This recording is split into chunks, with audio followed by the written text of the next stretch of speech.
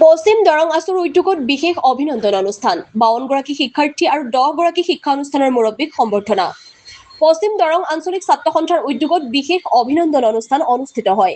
কৃতিমান ছাত্ৰ ছাত্ৰীসকলক প্ৰেৰণা দিয়াৰ উদ্দেশ্যে অনুষ্ঠিত এই অভিনন্দন অনুষ্ঠানত উচ্চ আৰু উচ্চতৰ মাধ্যমিকৰ 52গৰাকী শিক্ষাৰ্থীৰ লগতে পশ্চিম দৰং আছুৰ অন্তৰ্গত 10গৰাকী শিক্ষা অনুষ্ঠানৰ মুৰব্বীক জনোৱা হয় সম্বৰ্ধনা। বুঢ়াগাঁও পঞ্চায়তৰ সভাগৃহত অনুষ্ঠিত আজিৰ এই অভিনন্দন অনুষ্ঠানৰ উদ্বোধনী ভাষণ প্ৰদান কৰে প্ৰাক্তন ছাত্ৰ নেতা তথা বুঢ়াগাঁও পঞ্চায়তৰ সচিব ৰমেশ চহৰীয়াই। পঢ়া শুনা কৰি কিদৰে আগুৱাই যাব পাৰে কৃতিমান ছাত্ৰ ছাত্ৰীসকলক উদ্দেশ্যি প্ৰেৰণাদায়ক ভাষণ প্ৰদান কৰে দৰং আছুৰ সভাপতি ৰাজু শৰ্মা আৰু সাংগঠনিক সম্পাদক পৰাগ চহৰীয়াই।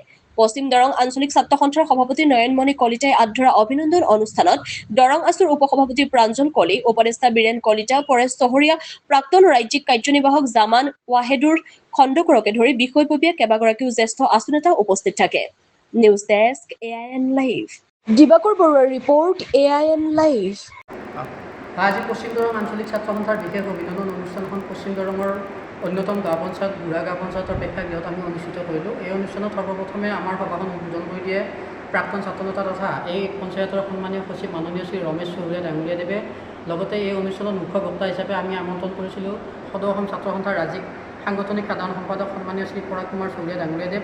লগতে উপস্থিত আছে আমাৰ মাজত সদৌ দৰং জিলা ছাত্ৰ সন্থাৰ সভাপতি, উপসভাপতিকে প্ৰমুখ কৰি জিলা ছাত্ৰ সন্থাৰ উপদেষ্টা লগতে বিভিন্ন আঞ্চলিক ছাত্ৰ সন্থাৰ সতীৰ্থসকলৰ উপস্থিতিত আজি লগতে আমাৰ পশ্চিম দৰঙৰ প্ৰাক্তন আছু নেতাসকলৰ উপস্থিতিত এই বিদ্যালয়ৰ পৰা অধ্যয়নৰত প্ৰায় 52গৰাকীকৈ কৃতিমান ছাত্ৰ ছাত্ৰীক আমি ইয়াত সম্বৰ্ধনা দিলোঁ। কিন্তু এটা কথা আমি এই অনুষ্ঠানত লক্ষ্য কৰিছোঁ যে বিগত বৰ্ষবোৰতে এই বৰ্ষত আমাৰ যিটো 12খন হাইস্কুল আৰু 14খন হাইস্কুল আৰু 2খন মহাবিদ্যালয়ৰ যি উত্তীৰ্ণৰ হাৰটো যিমান ফলাফল হ'ব লাগিছিল সেইটো হৈ উঠা নাই।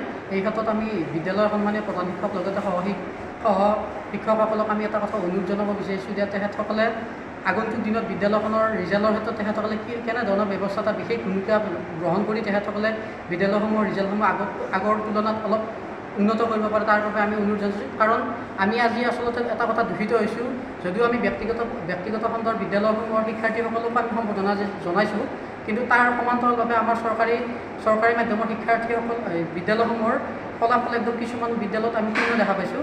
গতিকে এই ক্ষেত্ৰত সন্মানীয় বিদ্যালয় কৰ্তৃপক্ষৰ লগতে অভিভাৱকসকলকো আমি ইয়াত সংবেদনশীল হোৱাৰ বাবে এটা অনুৰোধ জনাইছোঁ, যাতে ছাত্ৰ ছাত্ৰীসকলক কি পৰ্যায়ত কি ধৰণে নিজৰ পঢ়া শুনা কৰ্মৰ আগত ৰাখি যাতে বিদ্যালয়খনৰ এটা শৈক্ষিক নাম উজ্বলাব পাৰে, লগতে আমাৰ অঞ্চলটোৰ নাম উজ্বলাব পাৰে, সেই বিষয়ে আমি আজি বিদ্যালয়ৰ প্ৰধান শিক্ষকসকলক অনুৰোধ জনাইছোঁ।